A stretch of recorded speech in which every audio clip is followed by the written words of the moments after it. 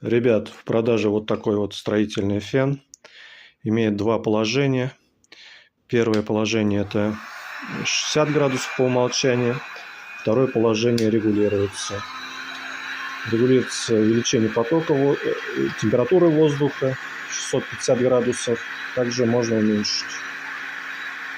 Автоматический набор данной температуры, нужной температуры.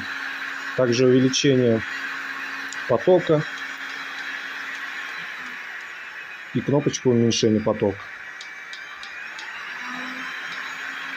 Вот. Также в данном строительном фене имеется автоматический продув в нижнем положении 10 секунд. В настройках можно сделать 20 секунд. Также в комплекте имеется